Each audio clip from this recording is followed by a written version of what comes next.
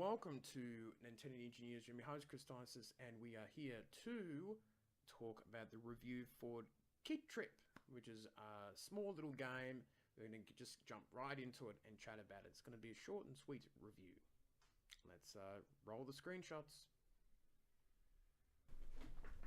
So this game, Tripp, is a pretty simple, straightforward game. It's a nice little 2D platform auto run game. It does look like it's come from the iOS and smartphones type games. So it's got nice graphics. There's a few little modes. There's these different challenges. There's records, options, and you basically all you need to do is jump and throw things at enemies and at monkeys, little animals here and there in each level.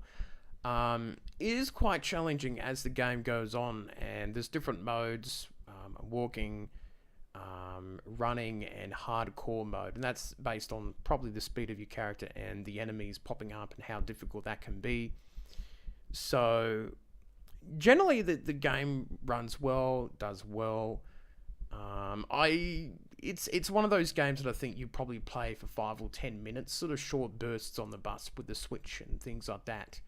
But it's a cool little game. It does what it does, and I was pretty pleased about the game, I suppose.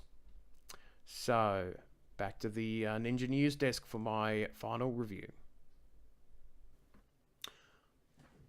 So, what do I think about Tripp? Well, I think it's an okay game. I think it's not too bad. There's not a lot to talk about. It's a pretty simple, straightforward game. I give it 6.5. I think the 0.5 is more about the nice graphics and that, there's no real problems with the game and that. And I think there's some enjoyable elements to it, but there isn't much to it, to the game of Tripp. But it's a nice game. You might be interested in those auto-runner platformers. So, it's a short, sweet review, but it's an interesting game.